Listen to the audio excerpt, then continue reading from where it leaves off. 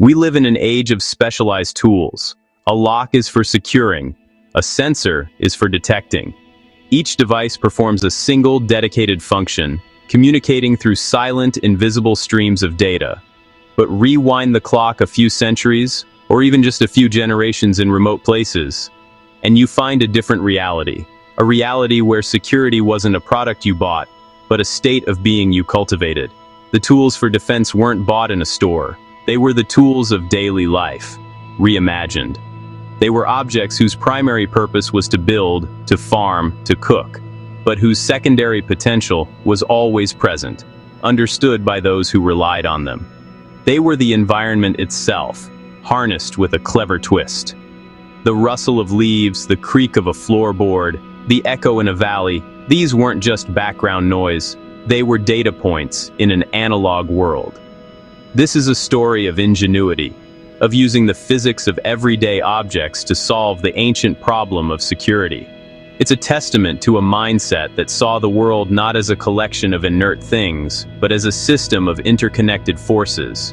It's about how people listened to the properties of materials and used them to speak a warning. They understood the language of physics long before it was written in textbooks. Let's start with what was already in hand. Agricultural and household tools. In a pre-industrial homestead, every sturdy object had potential. Nothing was single purpose. A tool's value was measured not just in its efficiency for a task, but in its versatility and durability. The primary physics principle at play here is leverage and mechanical advantage.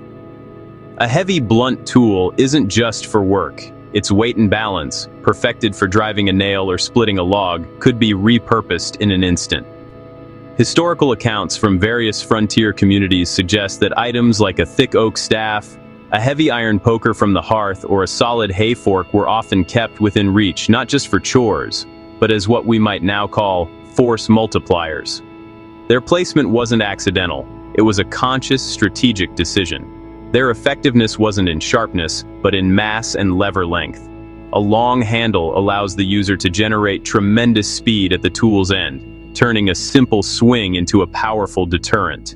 Swinging a long, heavy object creates significant momentum, kinetic energy that can deter or disable without the need for a cutting edge. The goal wasn't necessarily to wound, but to create an undeniable zone of control, pushing a threat back with overwhelming physical force. It was an application of basic Newtonian physics. Force equals mass times acceleration. The homesteader's body provided the acceleration, and the tool provided the crucial, concentrated mass. The design of these tools, evolved for prying or digging, often provided a perfect grip and an ideal pivot point to generate that force from a human frame. The ergonomics of work became the ergonomics of defense. Beyond handheld tools, the homestead itself could be subtly augmented. The structure wasn't just a shelter, it was an active participant in its own defense.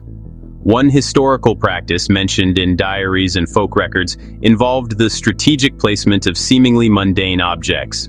This wasn't about creating a messy house, it was about laying an auditory trap. A large, empty ceramic jug or an overturned metal bucket placed in a dark corridor or at the top of a stair might be described as a trip hazard.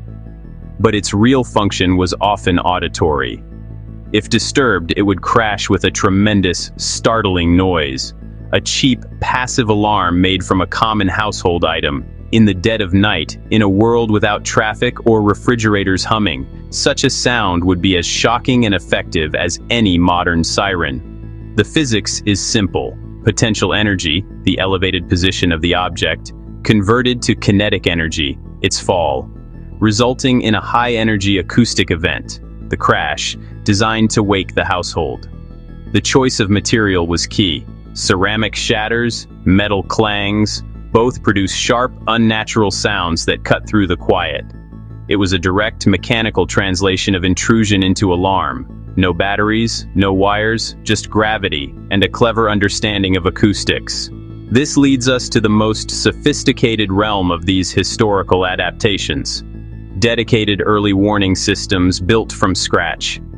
These systems extended the senses of the homesteader far beyond the walls of their dwelling. Without electricity, people got creative with acoustic triangulation and tension-based signaling. They were essentially building large-scale physical networks to transmit information. One widely documented historical concept found in descriptions from multiple cultures is the perimeter trip line connected to a noisemaker. But the engineering was often more nuanced than a simple string and cans. The goal was to detect presence, not just tripping. A successful system had to be sensitive enough to detect a person, but robust enough to ignore the passage of a rabbit or a gust of wind. Imagine a clear perimeter around a cabin. Historical records describe methods where a nearly invisible line, made of fishing line, gut, or thin wire, was strung between trees or stakes at ankle or shin height. This line was often connected to a balanced object, like a carefully stacked pile of stones or a perched log rather than just a bell. This is where the true genius lies. When the line was disturbed, it wouldn't just go ping. It would cause a rockfall or a log to roll, creating a deep, thumping noise that was not only loud but also conveyed information through its sound profile. A metallic ring might be mistaken for an animal. The crash and roll of rocks or timber was unmistakably a sign of a significant disturbance. This used the physics of unstable equilibrium and gravitational potential energy to create a distinct acoustic signature. The sound had character. It told a story of size and force that a simple bell could not. Another fascinating auditory tool was the use of animal-derived alarms.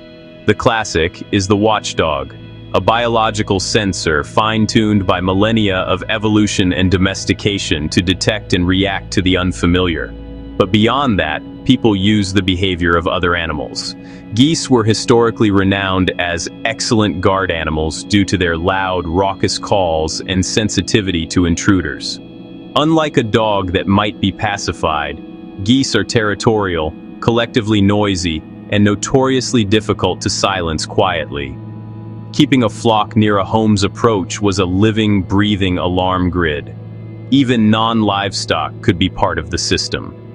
Some accounts describe beehives being placed in strategic locations, not just for honey, but because disturbing them would create a chaotic, painful deterrent. A tripwire connected to a hive is a truly formidable obstacle. These methods leveraged animal behavior and biology as a component of the defensive system. Water, too, could be a tool. In certain documented mill and farm setups, the flow of water through a mill race or irrigation channel could be subtly modified to act as an information network. A sudden, unnatural diversion of water noted at a central point could indicate activity upstream or downstream. A simple float in a channel could be tied to a marker inside the home, rising or falling with the water level. It was a slow but persistent form of environmental monitoring, using fluid dynamics as the medium. The unifying genius in all these methods is the deep understanding of material properties and energy transfer. This wasn't abstract knowledge, it was tactile, earned through daily work. People knew that a taut gut line would transmit a vibration better than a slack rope. They knew that dry, rotten wood would snap with a sharper crack than green wood. They knew that a stone falling on hard dirt sounded different than one falling on a flat rock. This was their library of acoustic signatures. They were amateur physicists, conducting experiments in material science and acoustics every time they adapted a tool or set up a perimeter. Their laboratory was the land they lived on, and their experiments were driven by the fundamental need to be safe. They weren't building complex machines, they were creating systems, interconnected arrangements where an intrusion event would trigger a chain of physical reactions, ultimately converting the intruder's kinetic energy into an audible or visible signal for the defender. Each step in the chain was a simple physical principle, but linked together, they formed a sophisticated information-gathering device. The tool wasn't the bell or the rock pile. The tool was the entire engineered sequence, designed to gather information and buy time. It was a system that extended the homesteader's awareness into the surrounding darkness. In an era before digital sensors, This was the essence of practical security, using the immutable laws of physics to make the environment your ally. It was about creating a landscape that was not passive, but watchful. It was a dialogue between human ingenuity and the physical world, where every object held latent potential, waiting for a clever mind to uncover its defensive voice. This ingenuity reminds us that the most powerful technology is often a deep understanding of the fundamental principles that govern our world. Which historical adaptation of an everyday object or natural principle into a security tool do you find most impressively clever from an engineering or physics perspective? Share your thoughts in the comments below.